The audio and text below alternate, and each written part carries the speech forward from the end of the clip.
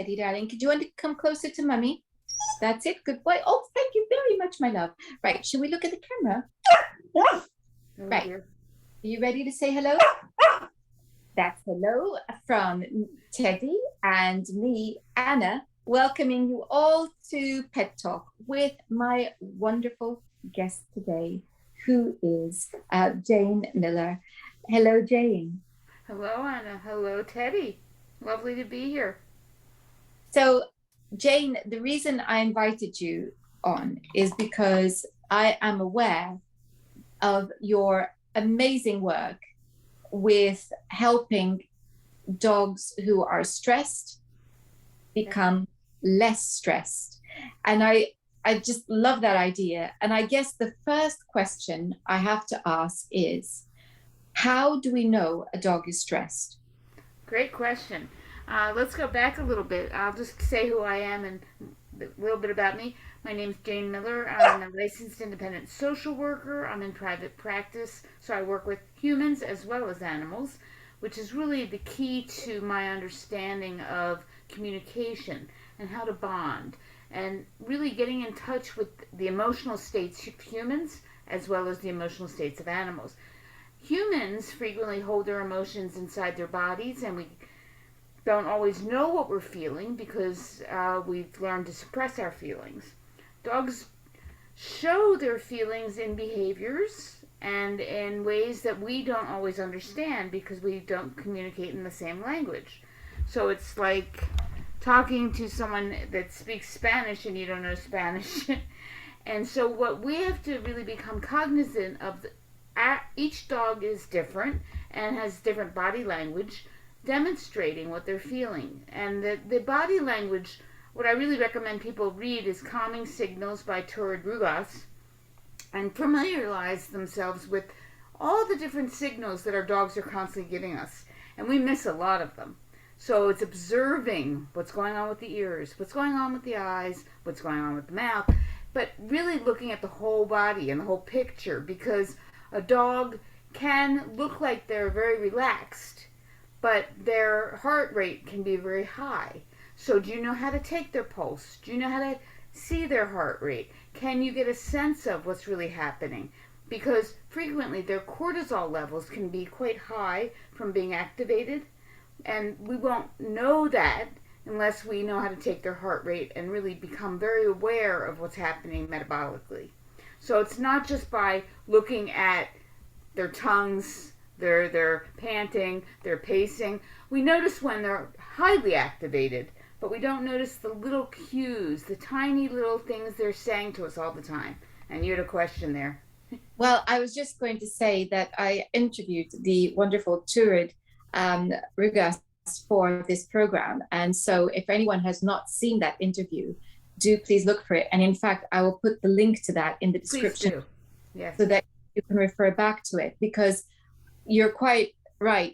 Understanding the body language is a really good starting point. And well, it's interesting because we have similar paths in our lives. You work with humans, so do I. I'm an analytical hypnotherapist, and it is part of my daily stuff of life to Yes. help people with stress and to help them to understand their own levels of stress, because sometimes people don't even know that they're stressed. Well, and that's where it's going to start. Because when Exactly. your question, how do you help your dog be less stressed, it starts with the human.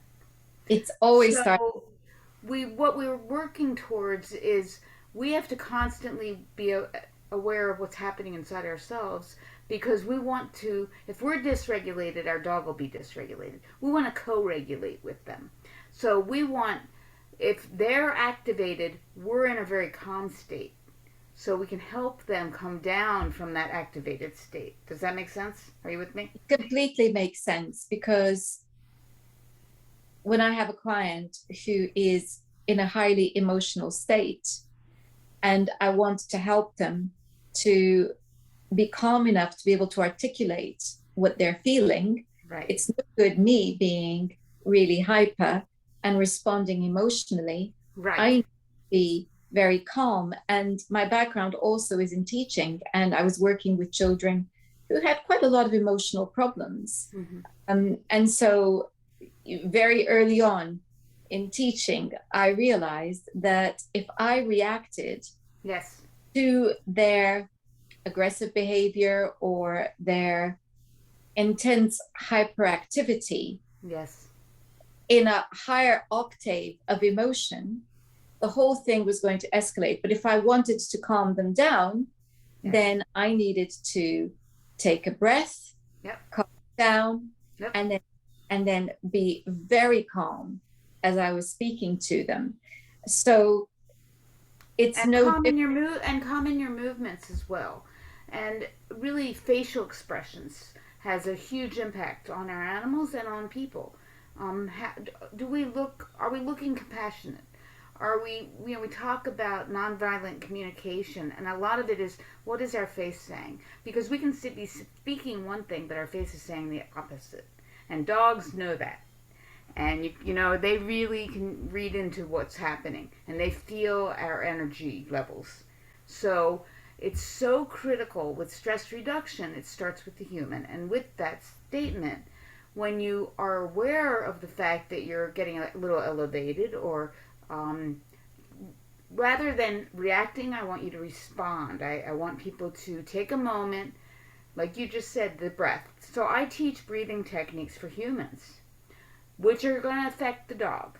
So if you put your hand on that heart, the dog's heart, and you do what's called sigh breathing, SIGH breathing, which is you inhale twice. So inhale, nice inhale again, and then a long exhale. And you just do that 2 or 3 times. You just take a moment to notice what's happening in your own body, but also notice what's happening in the dog's body. And you will see them come down in their level of, yeah, go ahead. So I was just thinking, in such difficult situations, Teddy doesn't have, how can I put this? There aren't many situations with which he struggles. Okay. He has a routine. He has as much freedom as is safe for me to give him. Mm-hmm. He has lots of choice that I give him, Mm-hmm. as to what he can do. Mm-hmm. So within the structured parameters of his life, he has lots of choice. However, there are situations in which he is, I would say, extremely reactive. And the situations are when he meets dogs that he's afraid of. So, number one, absolute number one, the worst, Rottweilers. And I did some desensitization work with him, and it worked for a time. But we thankfully and regrettably don't see many Rottweilers. So it's thankfully because we don't see many, and it's is Right. number So it's one not being fear. re-traumatized, right? On the other hand, it's regrettable because it means that he's now forgotten the desensitization work that we did, and he saw one, was it 2 weeks ago, and the old behavior comes back. And I immediately move him away when I see the dog in the distance, so that when the dog walks past, he's at a safe distance. I'm down, I'm talking to him, I'm holding him, because his fear response is to lunge and run at the other dog. And his behavior is very provocative to the other dog, and potentially very dangerous to him, because we're talking Yes. about violence. And during that process, where are you with your activation? Well, these days, I am actually very afraid, because I've seen what he does, and I've seen the response of So if that's where you pause. That's where you pause. And you stop. And you stop reacting and just do your breathing and very relaxed, very calmly, so very I'm speaking quietly. to him. What I'm was that? speaking I'm sorry. calmly. So I'm speaking to him calmly. I My would heart even suggest maybe not speaking. He can tell that your not heart is going. Just yeah. being very quiet. I think one of the things we have to think about, and just think about if you had a child and they were terrified of Rottweilers or whatever, what would you do to reassure them? What would you do to help them with their fear? Not the reaction, not the behavior, but their fear. What would you do? Well, prior to that, I would probably be engaging them with stories where Rottweilers, I'd be making up stories where Rottweilers were heroes. I'd be, working So you'd be it working with the logic. But right now we're at the point where logic is not going to exactly. work. We're out of the frontal lobe. We're now, getting activated. In fact, if it was a child, I might actually do something that I have done for Teddy, is I give him the choice to come up so that he's in my arms, and actually he feels safer at that point because he's higher up, He's and that's choice that I often give him, and he takes it. okay. He feels safe, he's in my arms, So and he that's what feels, you would do with that child, right? yeah, You would and pick them that, up, you would hold them, you would rock with them, you might yeah, sing to them, you might hum, you yeah, might, whatever. I want you to focus on the emotion, yeah, not behavior. yes, Because underneath these behaviors are emotions, and we rarely address them, even with desensitization. It's not addressed. So you can take that dog to that corner over there, way far away from the Rottweiler. That cortisol level is still really up high. So what I'm going to share with you is what I teach is stress reduction techniques when the dog is in a very calm place. So at home, you're on your couch. I want you to start doing some acupressure points with your dog. And I want you to do them while you're in a calm place. So one of the points is called the Anshen point, and it's at the occipital, right at the bottom of the ear lobe, and you would do very slow little circles, and you can try going clockwise, and then if the dog gets a little antsy or whatever, or goes away, yeah, I would put the hand over this way, over the head, and go down, in yeah, that way. There you go. Real slow, really slow. And it's funny because he does like it when I do that type of thing. And in fact, that's making me think of my cats. The reason I do that with Teddy is because I used to do it with my cats, and they used to yes, love they it. loved it. And Well, I, that's. Let me just describe what you're doing. You're activating what's called the ventral vagal nerve. It goes for us. It goes from our brain stem down and around our ears and all the way down into all the way wandering through our organs down to to our gut. So there's brain gut connection, right? So the ear lobe, especially on dogs and humans, filled with nerves, and doing little circles on the ear lobe, and in that point, on that point, you can try going clockwise, and if the dog gets a little more activated, then go counterclockwise. Every dog is different. Different dogs. My dog reacts better to the right ear than the left ear. So you have to play with these things. But once you do that, and your dog really gets into this kind of meditative state, their eyes drop, they get glazed over, they just look like they're ready to fall over. You start over time putting a cue word to it. So my cue word for this is easy. And I'm going to tell you the story of my very first dog when I was an adult, Umaya, and she's in my first chapter of my book. She changed my life. We were at Hilton Head giving a presentation with Alan Schoen on kindred spirits and the healing power of animals.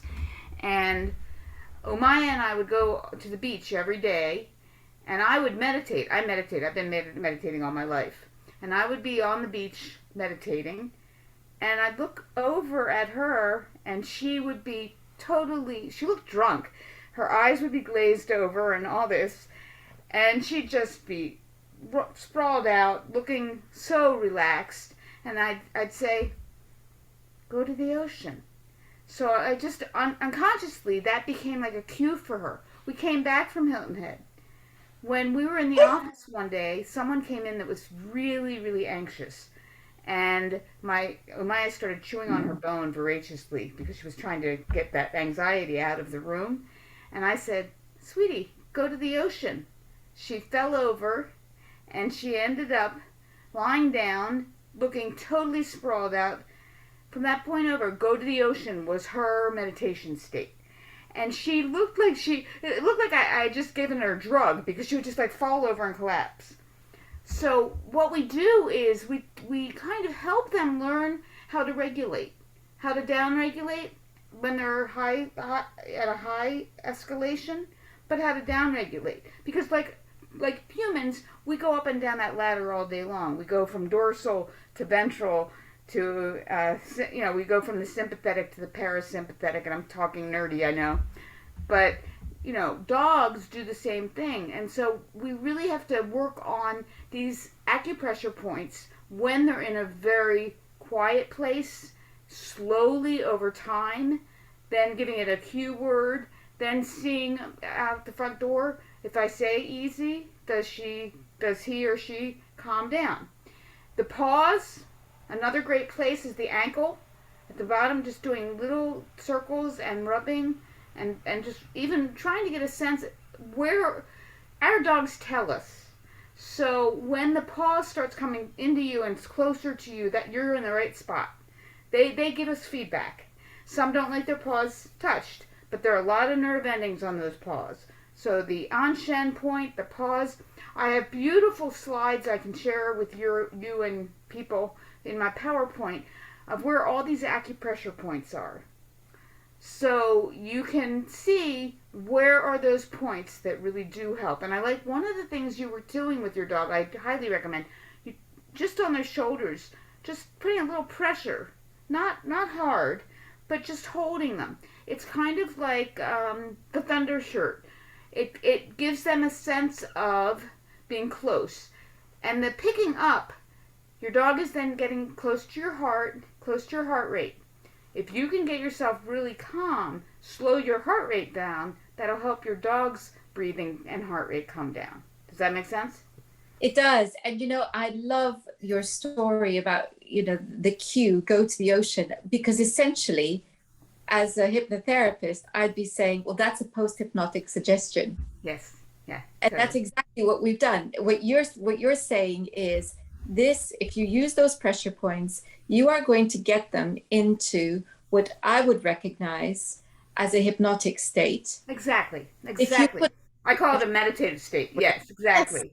exactly. If you then put a cue to that, Yes, that becomes a post-hypnotic suggestion, exactly. which is probably the most exciting thing I've heard all day, because it means I can actually help Teddy Well, and it's with exactly the I call it visualization. Since I was a yeah. child, I loved being at the ocean, and when I was whatever I was going through, I would just close my eyes and I'd envision the ocean, and I'd hear the waves, and I'd smell the smells, and I'd hear the birds, and I took in every sense, and it helped me really get into a very present moment, which I still do visualization and go into the woods or go into a stream or, really take in the environment.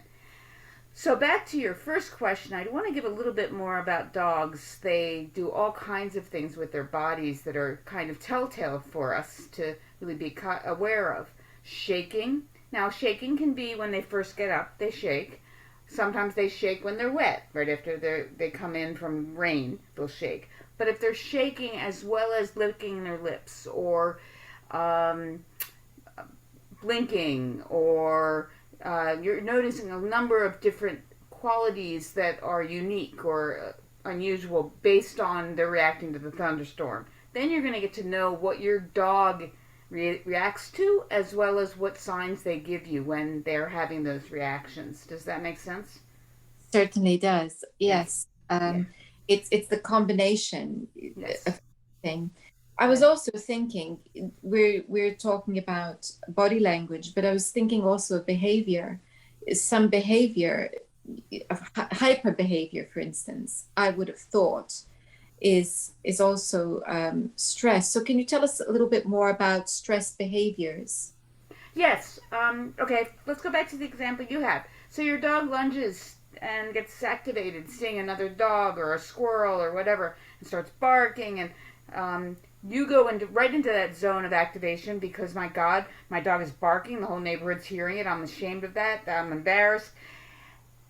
And that dog, what happens to your body is you get tense.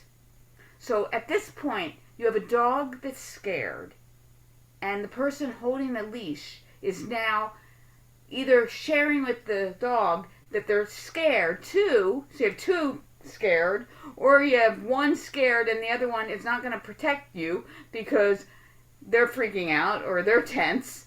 So what we're doing is we're not helping the dog. We're making it worse. We're escalating it, as you said at the very beginning when we were talking. So the best thing we can do is the dog needs to feel safe. And we are not safe at that moment. So how can we help ourselves become safe?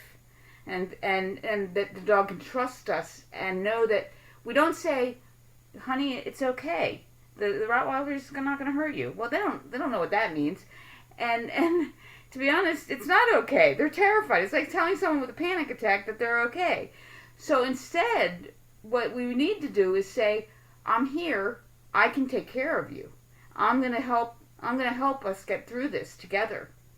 And you can trust me. I'm not going to let you get hurt. So back to your question of different things that happen with dogs.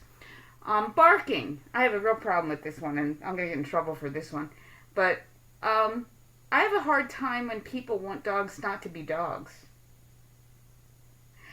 Dogs bark, and that's their language. And, it would be like telling people they should start shutting up. Well, maybe they should, but, I thank my dog when she barks.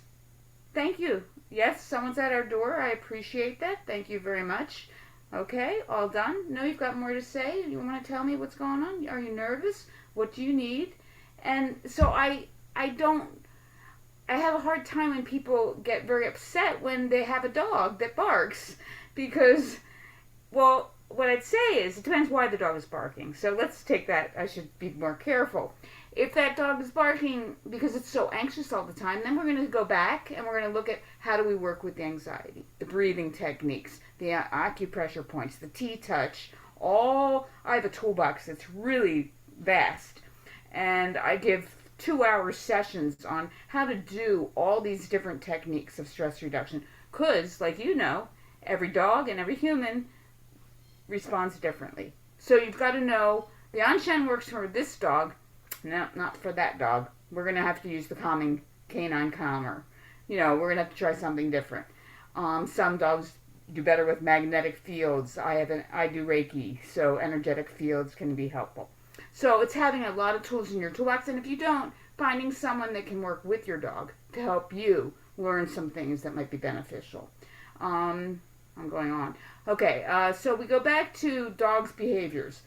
I don't like labeling dogs. I don't like labeling people either. And so what I look at is what is the behavior? When we say reactive, I want to know what is that dog doing? Is it lunging? Is it barking? Is it shaking? Is it drooling? I want the details because that helps me know. So yesterday I was doing a session with a client of mine, a new client, who the dog really panics when it's going to be a thunderstorm and starts pacing and the whole thing. So what we had to do is we have to identify, is it the sound or is it the barometric pressure change?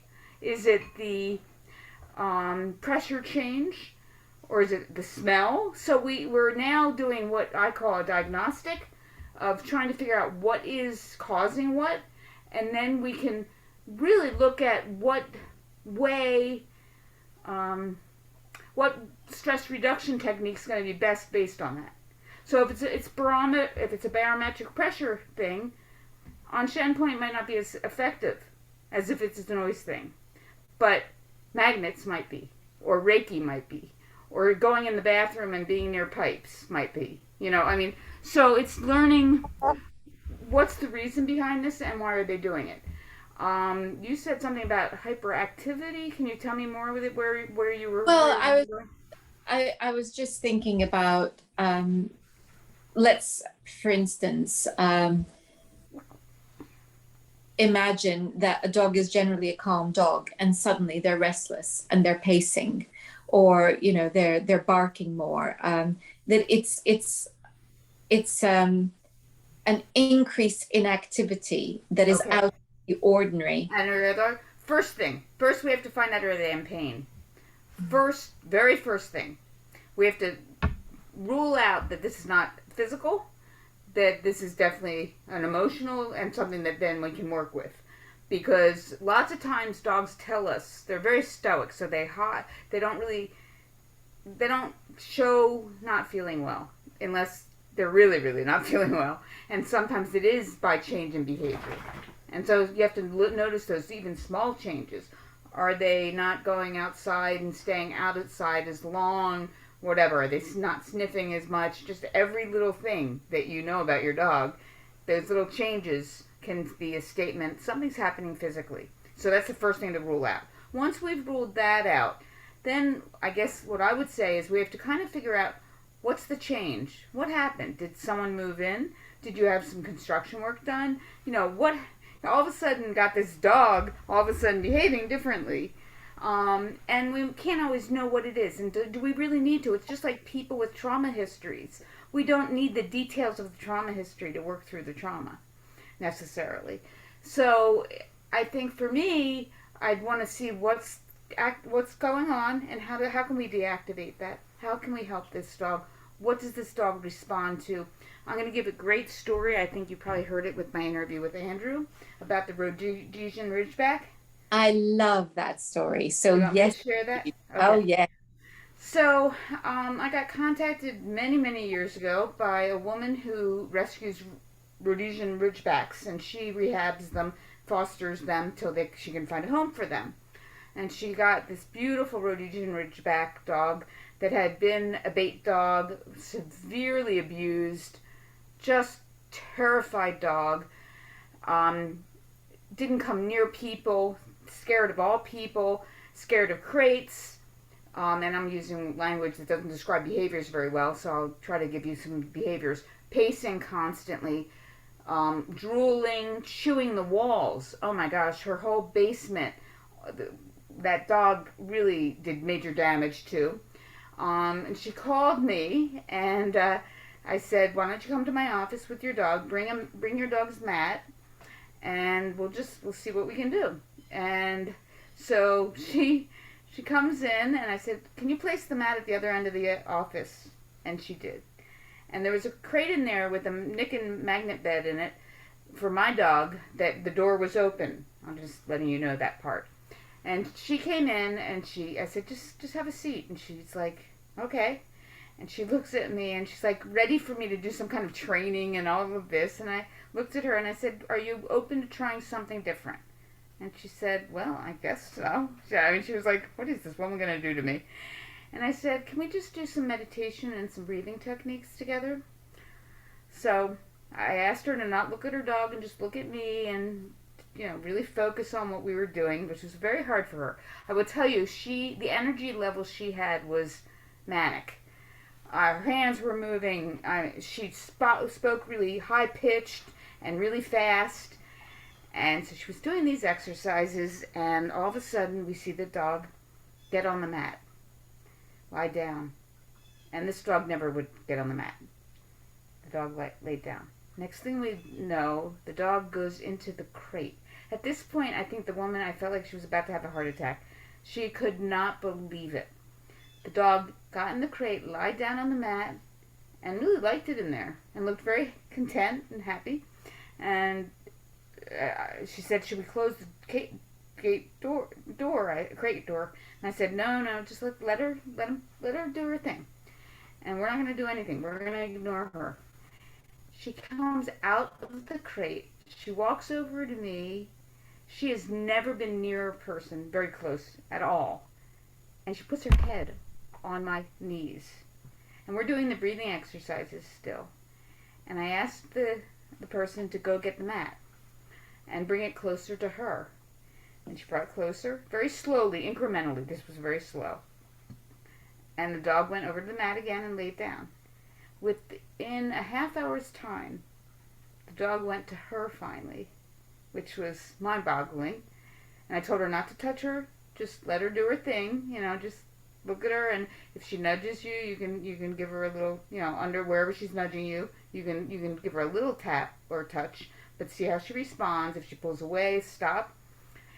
By the end of the session, the dog was like totally a different dog. I mean, it was mind-boggling. I was even shocked, but it was totally relaxed.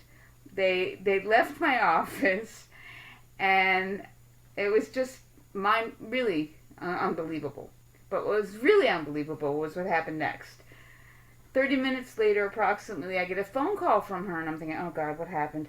And she said, Jane, I need to tell you what happened. And I'm like, oh God. Now, I need to tell you, this dog never went up the steps into the bedroom, never went near the husband, terrified of him, and never went into the bedroom. She says, Jane, you'll never believe what happened when I got home. My husband looked at me and said, what the, you know what, did that woman do to you? And she looked at him and she said, what do you mean? He said, your voice, the tone of your voice has dropped dramatically. And you don't even look the same. She was so relaxed. And that night, this dog went up the stairs and went in their bedroom. And in the end of this whole story is she never ended up giving this dog up. And this dog never chewed anything again. She said, I can't give this dog to another family and put it through any changes, because this dog needs me. And at this point, she's doing great. And really, literally, this dog was close to being euthanized. And that's the gift of what we do. I love that story because, and you were talking about how, of course, when I hold Teddy and he's afraid, his heart's close to my heart, and I feel listening to that story like it's a heart to heart connection. Exactly. And it's an energetic field connection. Completely. So, yeah. And yeah. I know that for a lot of people who are not used to these concepts, mm-hmm. This sounds very foreign, maybe, a bit woo-woo. It's all... I've been called that my whole life. Yeah. But you know what? It works. It works. And I'm going to share another story because you said the woo-woo. Okay, so I, many, many years ago, had major surgery and was in the hospital for a while. And I said to my surgeon, so you got to go back to Umaya. Umaya got a cancer, and then she got attacked by 2 dogs. And she was having a terrible time with adhesions, which is scar tissue buildup. And she wasn't able to squat. At the same time, you're going to love this story, at the same time, I was having terrible problems with adhesions. And it was really hard to walk, and I walked her 4 miles a day. And I was getting worse and worse, and my surgeon didn't want to do more surgery because then you get more adhesions. So it's a very interesting whole thing. But I took my dog to the vet, and he was an he did acupuncture. And he did acupuncture on Umaya. We walked out of the office, and he was looking at us as we walked out through the window, and he saw my dog squat for the first time in 6 months and was able to go to the bathroom all by herself. I started crying. I came running back in, and I looked at him, and I said, could you do acupuncture on me, please? I have adhesions, too. And he said, I don't do humans. It was great. So I called my surgeon up, and I said, what do you think of me seeing an acupuncturist? Now, this is the top surgeon at Cleveland Clinic, and he was like, Jane, I can't okay it, but it won't do you damage, it won't do you harm, so go ahead and try it. 7 acupuncture visits later, I had no effects of adhesions. Well, the efficacy of acupuncture is very, very well documented. Yeah. There's but some people think it's woo-woo. That's exactly the point of that story. Because they don't understand how it works, and in fact, many people, it's still a mystery. Right. and when you're talking about, the pressure points, just behind the ears, for dogs, etc., these are energy points, and Yes. And they're it's part of the meridians. Yeah. and also, if you just think about where nerve endings are, where the sensitivity is, and we know, and you were talking about the gut brain, and this is again very well known now that hormones that are produced in the brain are also produced in the gut, and so this is why we call the gut the second brain. Yes. So we have to understand that our knowledge to date of all of these things is still very limited, Right. and not filtering out to, if we say, the general public in the numbers Yes. that would be Beneficial. beneficial, because then everybody would be empowered and understanding Right. And it what is wouldn't be real. based on pharmaceuticals and our whole So system is this capitalist system based on money. And I mean that. it's But that's what's so a whole interesting is other. how many vets learned anything about nutrition? How many vets learned anything about gastroenterology? And really understand their brain gut. So let's go back to your example of that dog that started pacing. That would be another thing I'd check. Let's see what's going on with the gut. Let's Yeah, see, did something change in their food? Are they responding to something differently? Do they need a probiotic, a prebiotic? Do they need some? But really understanding why you're doing it and what is it that's lacking, so that you're not. It's like saying, well, you should take some vitamin D3. No, only if you're low in vitamin D3. So I think yes, we have a whole. The I thing that think, I think is important is that we can spread this knowledge, that and we that's need this it. knowledge. And I think that's the point of having conversations like this one, Hmm. is because what I want to do is to demystify what appears to be superstitious magic, Yep. when we're thinking about things like, a gut brain and Hmm. acupuncture, etc. Hmm. We need to find a language that demystifies it so that Right. people understand that this is real. And And my view is this: what changes people's mind is when they see it affect their dog.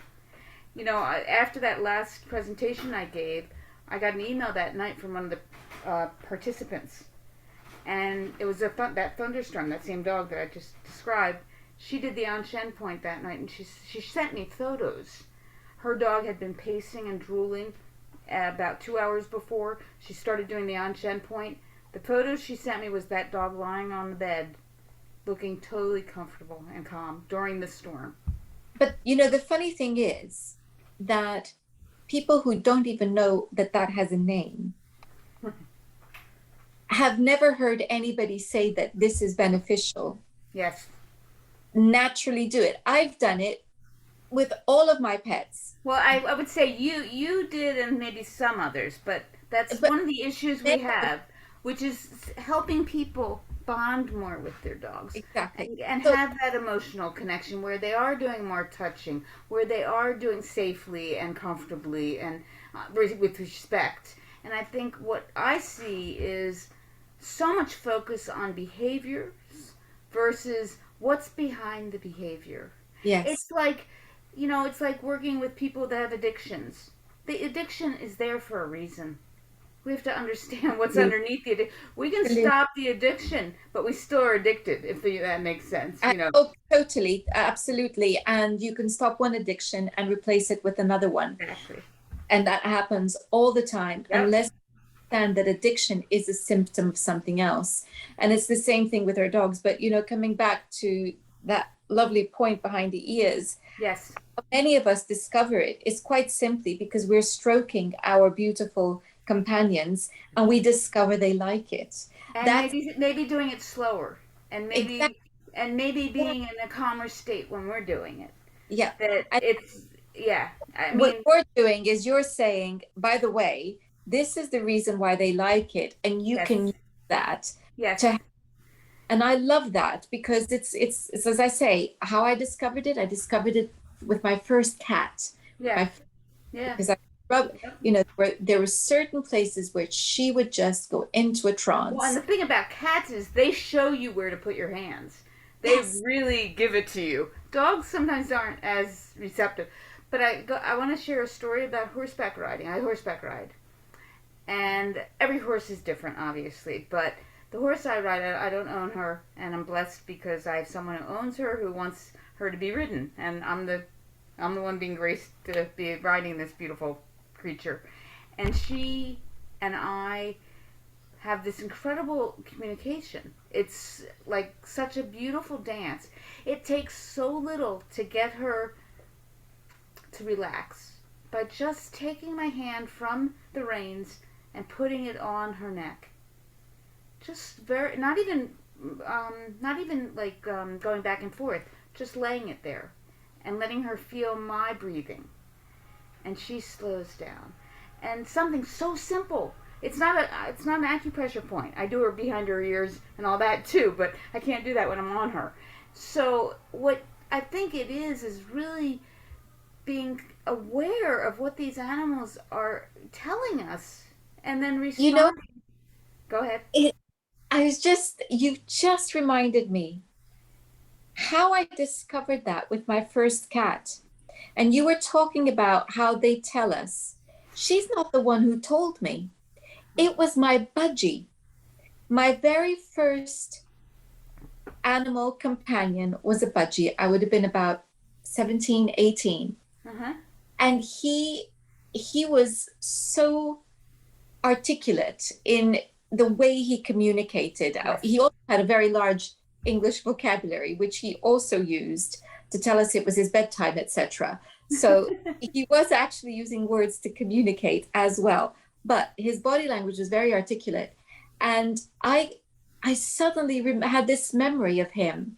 What he would do is he would tilt his head exactly where he wanted you to stroke him. And Uh-huh. it was just around that point. And And there's I the price. the habit from him. Yes. It took it to my first cat who Isn't that adored it. amazing? And of course, now I knew cats adored it and Yeah. forgot Teddy's a cat and do it Yes. with him. Right, right. It's so on it goes. Yeah, well, it worked for the bird, so why not do it with the cat? I shared another story that you heard, which is I attended the British School of Falconry, which was really one of the most amazing experiences for me. I love birds. I've had a deep connection with animals since I was a little child. I would save fledglings and all those things, but bringing home all these animals, my poor mother, but whatever. Now, so I went to the British School of Falconry, and when we arrived for my training for hawk handling, and I was doing this because I wanted to work at the Raptor Center doing rehab, helping birds be rehabilitated to go back out into the wild after they had been injured. And I love owls. I love raptors. So I get there, and there's about 8 of us in this class, and we're all going to be trained to do hawk handling, and it's called the hawk walk. And you each have a hawk, and it you train it to come back to you. Before we started, what's the first thing they did? They took us through a breathing technique and a meditation, because hawks will not come back to you if you're stressed. There was one woman in our group who they asked to not participate because she was so anxious and scared. And I that was that moment of, oh my god, what I'm doing. This is what I'm doing. This is what I've been doing all my life. Wow. It puts me in mind of the fact that birds do come to me. Yeah. And I have helped several birds in trouble Yeah. mm, where They know you're they've got safe. rooms and they're trapped and people are trying to, and I just come in and I talk to it and Yep. it kind of marvels because my arm is out and the Yep. bird And it comes on right my back. fingers Right, right, and right. just They know lead you're it. safe. Yeah. Well, that's what we're talking about. I don't know how I do it.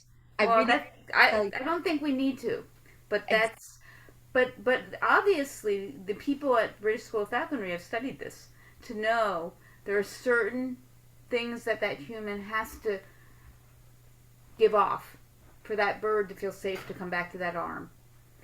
And I was nervous, I was anxious, I was excited, but man, I wanted that bird to know that I was safe. So I just did my breathing and got in the zone. And here's this huge hawk coming flying back really fast and lands on my arm, and I'm like, whoa, I mean, it just was. It's a magical experience if you like birds. But I have birds like you had birds. I have diamond doves and I have finches, and I used to breed Gouldian, the rainbow finches. And they know when you're coming in the room. They start singing. They greet you. It's amazing. And I studied kangaroos as well, and my experience with them was phenomenal because they really get to know you, and you get to know them. It's I think this is the gift of being an observer, being less of an activated person or reactive person, but just someone that sits with animals and watches them. And that's where we learn if we're open to it. And really getting to know our dogs and the animals we share our lives with based on just watching what they do and how they do it. Well, I that puts me in mind of something else, which is that's exactly what I do with people. When Mm-hmm. somebody is in trouble, what Mm-hmm. I'm doing, and they're talking to me, I am hanging on their every word. Mm-hmm. I'm watching them very carefully. Mm-hmm. And my clients are often impressed by how I remember conversations that happened many moons That's ago. because you're doing what we call nonviolent communication. That's because you're listening, and I'm most listening people aren't very, listening. very And carefully. not only are you listening, but you're noticing all of a sudden the shoulders went up. And frequently I'll say, can you just pause for 1 second and notice what's happening with your body and tell me what's going on? And they're like, oh my God, I got so tense when I was telling you about that. I said, can Yeah. you try to relax and now tell me about it? Can we do some breathing? Because we don't realize what's happening in our body. And that's one of the things I love about horseback riding is the horse tells me when I'm getting tired. And she tells me when I'm getting a little not present, but I don't really do that, so I don't think she tells me that one because you got to be present on a horse. But she's very good at saying, I think we need to stop. You're tired," and she'll walk me right to the steps to get off. Wow. You're done. You're done. And Wow. my trainer will look at me and she'll say, do you need to stop?" I said, "I don't know if Faith needs to stop." That's the name of the horse, or if I do. She said, "I think you do." And that's what we're really talking about is being very, very present Yes. when we are with animals in the Yes. sense that ideally we're also present with each other as humans, because it strikes me that it's the it's the ability to be present and to listen Yes. that actually facilitates connection.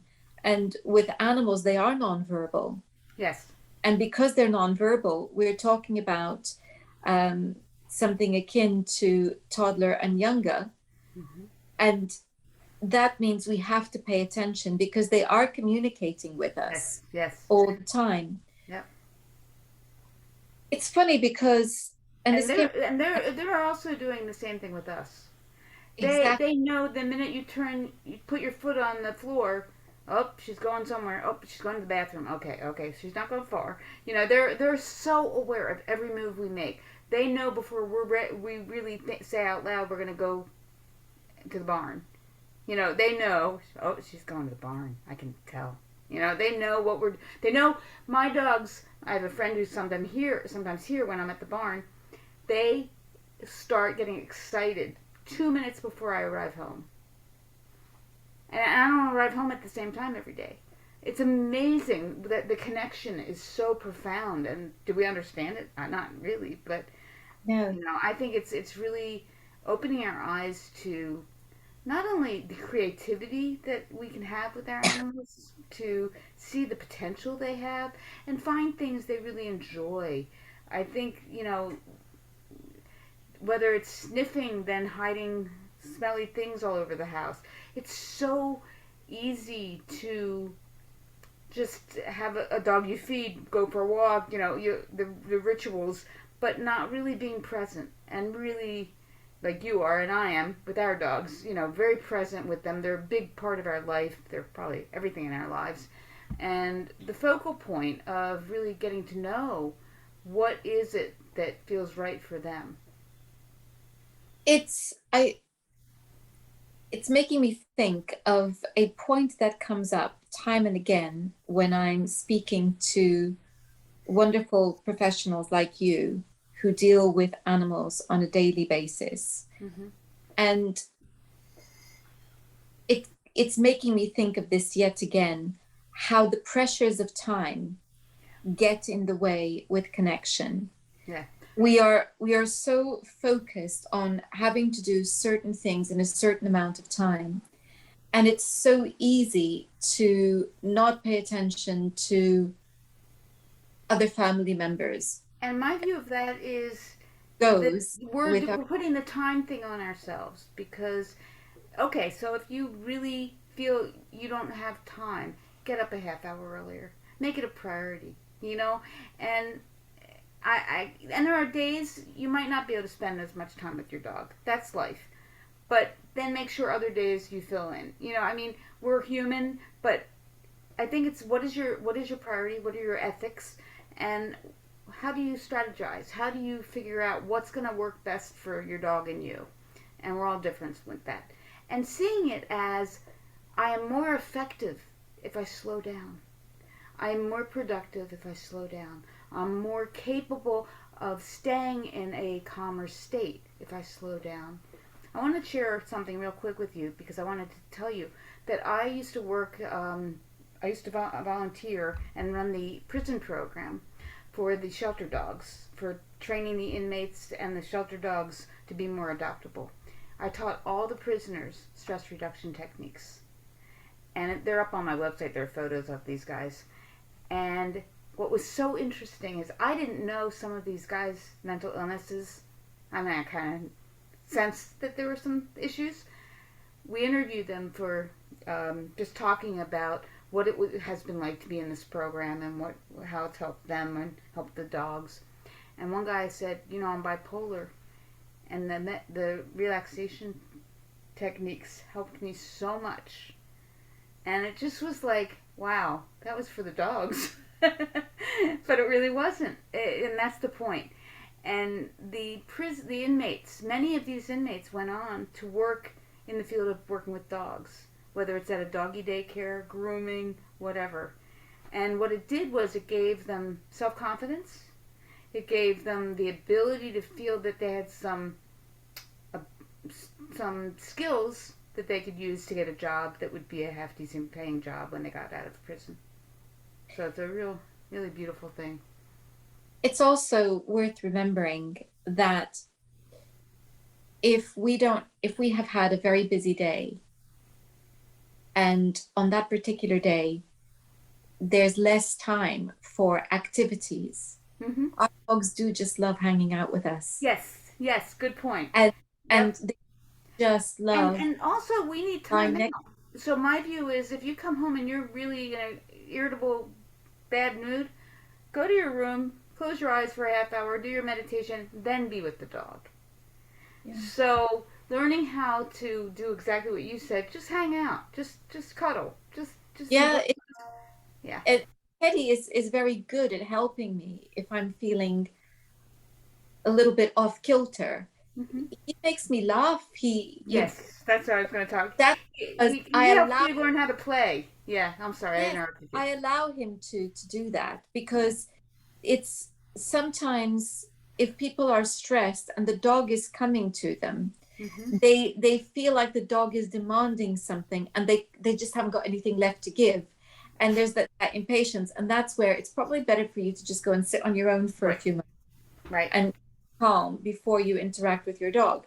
um because I'm open to Teddy Yes. helping me, Yeah. then very different He gets experience. you out of the funk. Yeah, He and gets so, and it. that's the first thing I wrote about Amaya when she entered my life. She taught me to play. She'd be rolling down the hill, rolling in the leaves, and I would join her. I mean, I never used to do things like that, but it was just like, oh, she's having so much fun. I'm gonna go down with her. He is constantly innovating games and being what some people would say cheeky, and what I say is enterprising. Uh-huh. I like that. Age, you know, he's very, very creative, and it's because I give him that freedom That's right. to That's right. innovate. That's I right. don't insist that he has to behave in a particular way, and that if I introduce a game to him, he has to play it in the way that I set out for him. I love That's that he great.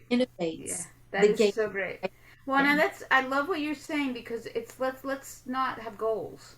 I hate when I hear people say, "I want my dog to be a therapy dog." I want your dog to be a content, happy dog. And if your dog ends up being a therapy dog, great. But it's like saying I want my kid to be a doctor and they hate science. It's like let's see what the dog desires and really enjoys. I have two golden retrievers. One retrieves balls like you wouldn't believe, just runs around chasing balls. The other one stands there and watches. She's totally not into it. It's like, okay, that's what she does. I'm going to do my sniffing. I got things to check out. You know, so it's honoring who they are, and Absolutely. yeah, It's I always I always would I always thought that Teddy and I would swim together. And well, he has other ideas about water. If it's a hot day and by then yes, by all means, do let us go swimming. Otherwise, there's no point. yes, And we were at the seaside on Sunday, and I went in, and he made a brave attempt. A very small, calm wave broke against him, and he said, "Not for me. But I will sit here and I will watch you, and I will make sure you're okay while you're there. But I'm not going in." And that was what he decided, and that was fine. So yeah, we all have these ideas of things we would like to do with our dogs. And sometimes, no. So if it's agility, Teddy goes, yep, pause, thumbs up, absolutely, let's do that. If it's tracking games, sniffing games, right, yep, I'm in there really quickly. yeah. Ball games, You got some swimming, terrier in there, yeah, yeah. yeah. Ball games and swimming, Forget it. that's You're on your retriever. you're on your own. You're on your own. But But I he think this is the issue that even what I'm pointing at is not all retrievers like to retrieve. So it's really like let's get out of our limitations and just see the dog for who it is and honor it and trust it and love it for who he is or she is. And I think I'll tell you a funny story about the ocean. I went to Provincetown, that's in the United States, and we stayed at this cabin, and this was my once again, and it was up high, so there was steps going down to the ocean. When we arrived, it was high tide, and so Omaya goes down the steps and is swimming and having the time of her life. The next morning she wakes up, it was low tide. It's just hysterical. She looks at the steps and she looks at me and she looks at the steps and she looks at me like, where to go? The ocean was gone. And she didn't know what to do with herself because she was like, I want to go swimming. And so she ran down and she noticed that it was way out, miles away. And she went for a swim.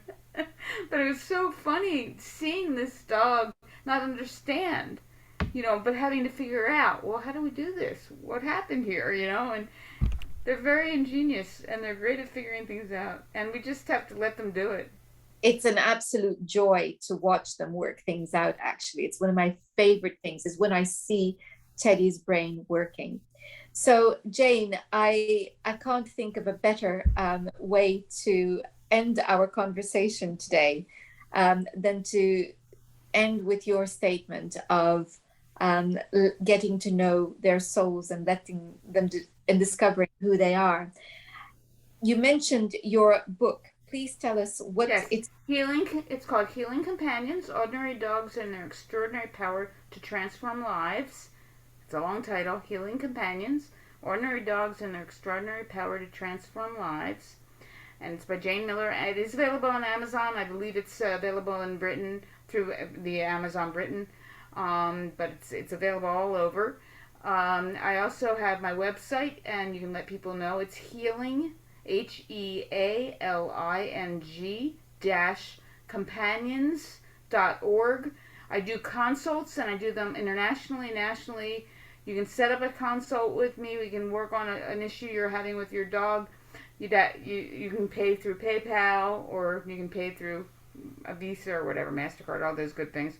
Um, for a consult, we do half-hour ones and hour ones, and I would love to hear from people. I would love feedback, positive and negative. I love what I do. My work is my passion, and I just want to help people and dogs live lives shared with contentment and love and peace, and just find a way to do the dance together and have it be a really beautiful musical time together, because it's so beautiful to bond with our animals. So you can also contact me through my email, jmiller at Oberlin, OBERLIN.net, if you want to share that with them. And I have an 800 number which will not work overseas. I'm in the US, so we can forget that one. But would love to hear from people, and it's been such an honor and a joy to be with you. I would like to ask if you would like to meet my love. Oh, I would indeed. Let's see. Let's. Sweet Pea, you've been invited. Can you come up? Thank you, sweetheart. Oh, you've got to. You gotta sit for a minute, okay? Can you keep the camera? Can you see the camera? Hold on. Come here, baby. Come here, sweetheart. I love you. How are you? You need to shake. Okay, shake it off. Go get a toy and bring it here, okay? Here you go. Bring your dragon. Show your dragon. Do you want to show it? Oh, My dragon.